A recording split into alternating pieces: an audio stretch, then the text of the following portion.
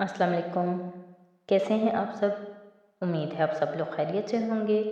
तो आज हम अबे हयात की एपिसोड 34 स्टार्ट करेंगे। वो उसके करीब सोफे पर आकर बैठ गई। कुछ कहे बगैर उसने सालार के बाजू पर हाथ रखते हुए उसके कंधे पर सर टिका दिया। ये निदामत का इजहार था। सालार ने किसी रद्द अमल का इजहार नहीं किया। उसे मुकम्मल तौर पर नज़रअंदाज करते हुए वो लैपटॉप पर अपना काम करता रहा। लेकिन ये बड़ा मुश्किल था। वो उसके कंधे पर सर टिकाए उसके इतने करीब बैठी हो और वो उसे नज़रअंदाज कर देता अगर सिर्फ उसकी बीवी होती। ये अमामा थी। लैपटॉप के कीबोर्ड पर चलती उसकी उंगलियां थमने लगीं। फिर एक गहरा सांस लेके वो बड़बड़ाया, अब इस तरह बैठोगी तो मैं काम कैसे करूँगा? तुम मुझे जाने का कह रहे हो? अमामा ने बुरा माना। मैं तुम्हें जाने का कह सकता हूँ। उसने उसका सर चूमा। बहुत अहमकाना बात कही तुमने मुझे। ऐसे ही कहा था। मुझे क्या पता था तुम इतनी बदतमीजी करोगे मेरे साथ। वो हक्का बक्का रह गया। बदतमीजी? क्या बदतमीजी की मैंने? तुम्हें एक्सक्यूज़ करना चाहिए जो कुछ तुमने मुझसे किया। वो समझा वो निदामत का इजहार करने आई है, लेकिन यहाँ तो मामला ही उल्टा था।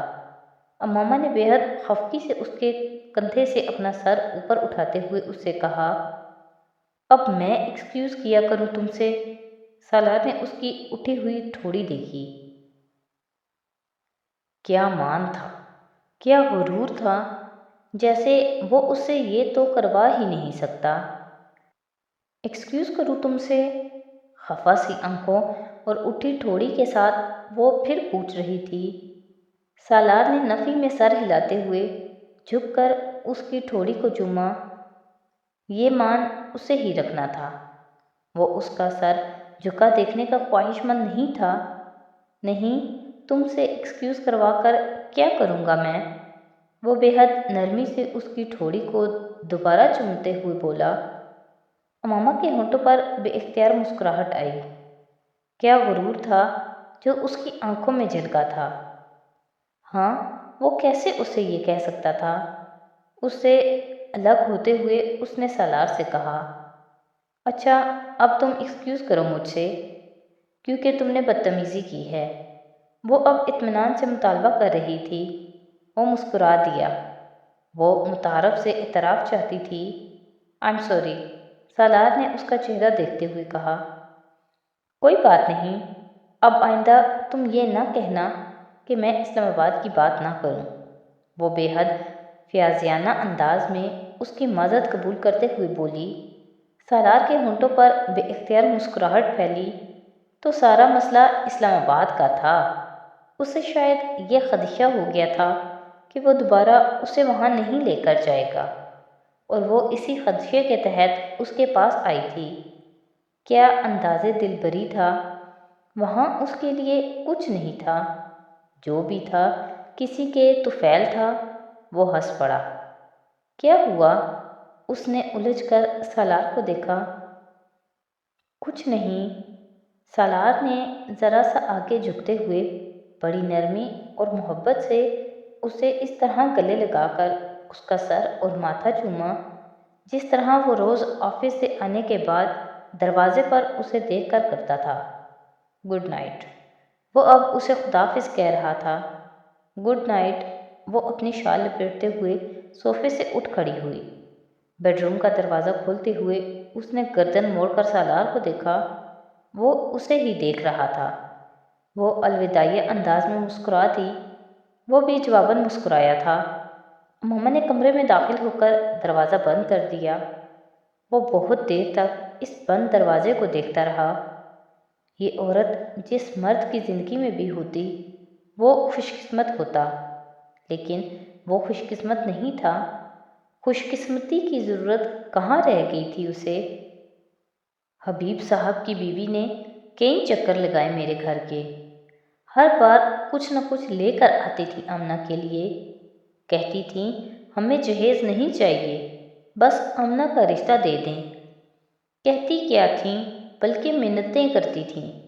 امامہ کے دفتر اپنے بیٹے کو بھی لے گئیں ایک دن۔ بیٹا بھی خود آیا ماں کے ساتھ ہمارے گھر۔ بچپن سے پلا بڑا تھا میری نظروں کے سامنے۔ وہ صحن میں چارپائی پر بیٹھا، سر جھکائے، سرخ اینٹوں کے فرش پر نظریں جمائے، سیدہ اماں کی گفتگو پچھلے آدھے گھنٹے سے اسی خاموشی کے ساتھ سن رہا تھا۔ اس کی خاموشی سیدہ اماں کو بری طرح تپا رہی تھی۔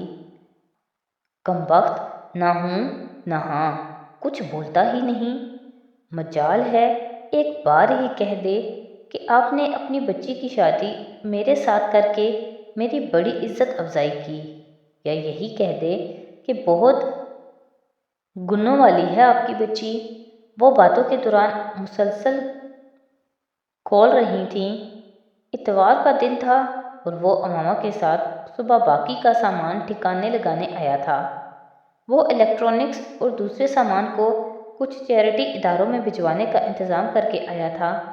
امامہ نے اس پر اعتراض نہیں کیا تھا، لیکن سیدہ اماں کو ان دونوں نے یہ نہیں بتایا تھا کہ وہ سامان ان کے گھر نہیں کہیں اور بھجوایا جا رہا ہے۔ سپہر ہو رہی تھی اور وہ ان تمام کاموں سے فارغ ہو کر وہیں دھوپ میں صحن میں بچھی ایک چارپائی پر بیٹھ گیا تھا۔ امامہ اندر کچن میں افطاری اور کھانے کی تیاری کر رہی تھی۔ انہیں آج افطاری وہیں کرنی تھی۔ دھوپ کی وجہ سے سالار نے اپنا سویٹر اتار کر چارپائی کے ایک کونے پر رکھ دیا تھا۔ جینز کی جیب میں رکھا ایک رومال نکال کر اس نے چہرے پر آئی ہلکی سی نمی کو پونچھا۔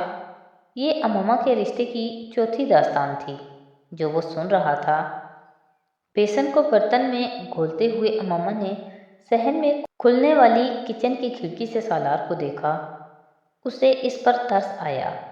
وہ کچن میں سیدہ اماں کی ساری گفتگو سن سکتی تھی، اور وہ گفتگو کس حد تک قابل اعتراض ہو رہی تھی وہ اس کا اندازہ کر رہی تھی۔ 3 دفعہ اس نے مختلف بہانوں سے سیدہ اماں کو اگر ٹالنے کی کوشش کی، گفتگو کا موضوع بدلا، لیکن جیسے ہی وہ کچن میں آتی، باہر صحن میں پھر وہی گفتگو شروع ہو جاتی۔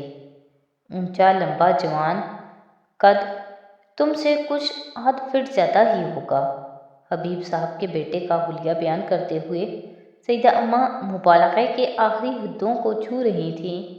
سالار کا اپنا قد 6 فٹ 2 انچ کے برابر تھا، اور آدھ فٹ ہونے کا مطلب تقریباً پونے 7 فٹ تھا، جو کم از کم لاہور میں پایا جانا ناممکن نہیں تو مشکل ضرور تھا۔ اماں، زیرہ نہیں مل رہا مجھے۔ امامہ نے کھڑکی سے جھانکتے ہوئے سیدہ اماں کو کہا۔ اس کے علاوہ اب اور کوئی بھی چارہ نہیں تھا کہ وہ انہیں اندر بلا لیتی۔ ارے بیٹا، ادھر ہی ہے جدھر ہمیشہ ہوتا ہے۔ زیرے نے کہاں جانا ہے؟ سیدہ اماں نے اٹھتے ہوئے کہا۔ امامہ نے زیرے کی ڈبیا کو سبزی کی ٹوکری میں ڈال دیا۔ تھوڑی دیر اس نے سیدہ اماں کو زیرے کی تلاش میں مصروف رکھنا تھا، پھر بعد میں کچھ اور کام سونپ دیتی انہیں۔ وہ پلان کر رہی تھی، مولوی صاحب سے دم والا پانی لا کر دوں گی تمہیں، وہی پلانا، اس سے دل موم ہوگا اس کا۔ سیدہ اماں نے کچن میں داخل ہوتے ہوئے جو کچھ کہا وہ نہ صرف امامہ نے بلکہ صحن میں بیٹھے سالار نے بھی سنا تھا۔ کیوں؟ کیا ہوا؟ امامہ نے چونک کر پوچھا۔ وہ آلو کاٹ کر بیسن میں ڈال رہی تھی۔ کیسا پتھر دل ہے اس کا، مجال ہے کسی بھی بات پر ہاں میں ہاں ملائے۔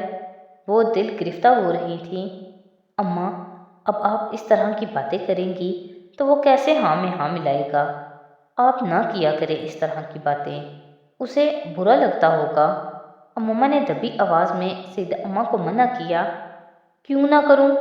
اسے بھی تو پتہ چلے، کوئی فالتو چیز نہیں تھی ہماری بچی، لاکھوں میں ایک، جسے ہم نے بیایا ہے اس کے ساتھ۔ یہ زیرہ کہاں گیا؟ سیدہ اماں بات کرتے ہوئے ساتھ زیرے کی ڈبیا کی گمشدگی پر پریشان ہونے لگیں۔ میں نے آپ سے کہا ہے نا، اب وہ ٹھیک ہے میرے ساتھ، امامہ نے اماں کو سمجھایا۔ تو بڑی صابر ہے بیٹا، میں جانتی نہیں ہوں کیا؟ بات تو کرتا نہیں میرے سامنے تجھ سے، بعد میں کیا کرتا ہوگا؟ سیدہ اماں قائل نہیں ہوئی تھیں۔ صحن میں چارپائی پر بیٹھے سالار نے جوتے اتار دیے۔ سویٹر کو سر کے نیچے رکھتے ہوئے وہ چارپائی پر چت لیٹ گیا۔ اندر سے اماں اور سیدہ اماں کی باتوں کی آواز اب بھی آ رہی تھی، لیکن سالار نے ان آوازوں سے توجہ ہٹا لی۔ وہ سرخ اینٹوں کی دیوار پر چڑھی سبز پتوں والی بیلیں دیکھ رہا تھا۔ دھوپ اب کچھ ڈھلنے لگی تھی، مگر اس میں اب بھی تمازت تھی۔ برابر کے کسی گھر کی چھت سے چند کبوتر اڑ کر صحن کے اوپر سے گزرے۔ ان میں سے ایک کبوتر کچھ دیر کے لیے صحن کی دیوار پر بیٹھ گیا۔ ایک طویل عرصے کے بعد اس نے دھوپ میں ایسا سکون پایا تھا۔ دھوپ میں سکون نہیں تھا، زندگی میں سکون تھا۔ اس نے آنکھیں بند کیں، پھر چند لمحوں کے بعد چونک کر آنکھیں کھول لیں۔ وہ بڑے غیر محسوس انداز میں اس کے سر کے نیچے ایک تکیہ رکھنے کی کوشش کر رہی تھی۔ اسے آنکھیں کھولتے دیکھ کر اس نے کچھ معذرت خواہانہ انداز میں کہا، گردن تھک جاتی اس طرح تمہاری۔ اس نے سالار کا سویٹر نکالتے ہوئے کہا۔ سالار نے کچھ کہے بغیر تکیہ سر کے نیچے لے لیا۔ وہ اس کا سویٹر طے کرتے ہوئے اپنے بازو پر ڈالتے اندر چلی آئی۔ ایسی ناز برداری کا کہاں سوچا تھا اس نے؟ وہ ایسی ناز برداری چاہتا ہی کہاں تھا اس سے؟ ساتھ کی خواہش تھی، وہ مل گیا تھا۔ کچھ اور ملتا نہ ملتا۔ اس نے دوبارہ آنکھیں بند کر لیں۔ سو کیا ہے کیا؟ سیدہ اماں نے کھڑکی سے اسے دیکھتے ہوئے اندر آتی امامہ سے پوچھا۔ جی سو رہا ہے۔ اچھا، میں نے تو سوچا تھا ابھی اور تھوڑا سا سمجھاؤں گی اسے۔ یہ سو کیوں گیا؟ سیدہ اماں کو مایوسی اور تشویش ایک ساتھ ہوئی تھی۔ تھک گیا ہے اماں، آپ نے دیکھا تو ہے کتنا کام کیا ہے اس نے۔ مزدوروں کے ساتھ مل کر سامان اٹھوایا، کل بھی گھر میں کام کرواتا رہا ہے، آج کل بینک میں بھی بہت مصروف رہتا ہے، امامہ مدھم آواز میں اماں کو بتاتی گئی۔ اس نے کچن کی کھڑکی بند کر دی تھی۔ سالار کی نیند کتنی کچی تھی اسے اندازہ تھا۔ ہاں لیکن امامہ نے بے اختیار سیدہ اماں کو آہستہ سے ٹوکا۔ اماں آہستہ بات کریں، وہ اٹھ جائے گا پھر۔ دیکھ تجھے کتنا خیال ہے اس کا۔ اور ایک وہ ہے، سیدہ اماں رنجیدہ ہوئیں۔ امامہ اب بری طرح پچھتا رہی تھی۔ سالار کے بارے میں وہ سیدہ اماں سے اس طرح کی غیبت نہ کرتی تو سیدہ اماں اسے قابل اعتبار سمجھتی۔ اب مسئلہ یہ ہو رہا تھا کہ سیدہ اماں کو اس کی لاکھ یقین دہانیوں کے باوجود بیٹھے بٹھائے سالار کی پہلی بیوی کے حوالے سے پتہ نہیں کیا کیا خدشات ستاتے رہے تھے۔ انہیں جیسے یقین تھا کہ امامہ ان سے ضرور کچھ نہ کچھ چھپانے لگی ہے۔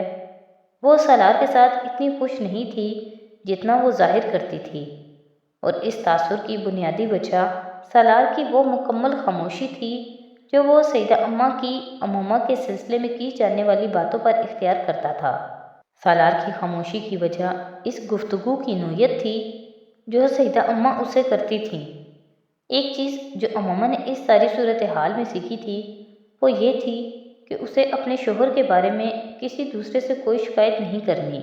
اس کی زبان سے نکلے ہوئے کچھ لفظ اب اسی پر بہت بھاری پڑ رہے تھے۔ بس افطار اور کھانے کے لیے یہی کچھ۔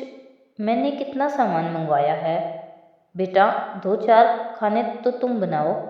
میں نے کہا بھی تھا ساتھ والوں کی نبیلہ کو بلا لو، امامہ نے سیدہ اماں کو ٹوکتے ہوئے کہا، جو کچن میں کھانے کے سامان کو تیار ہوتا دیکھ کر چونکی۔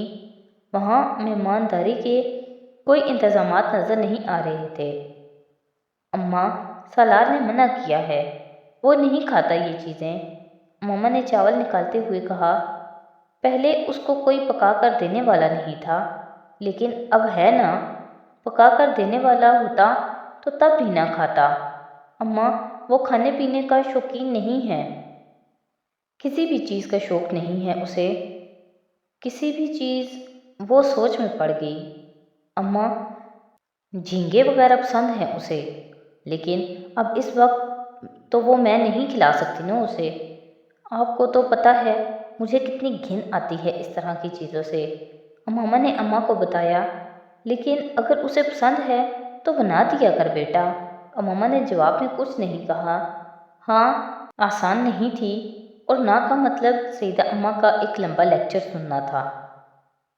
खून कहाँ से निकल रहा था वो अंदाज़ा नहीं कर सका, लेकिन उसके हाथों पर खून लगा हुआ था। वो हथेलियों को तकलीफ़ और खौफ के आलम में देख रहा था। फिर उसने झुककर अपने सफ़ेद लिबास को देखा। उसका लिबास बेदाग था। फिर हाथों पर लगा वो खून और जिस्म में होने वाली ये तकलीफ़ वो समझ नहीं पा रहा था। उसकी हथेलियों से खून के चंद कतरे उसके सफ़ेद कमीज़ के दामन पर गिरे। सालार, असर का वक्त जा रहा है, नमाज पढ़ लो। वो हड़बड़ा कर उठा था।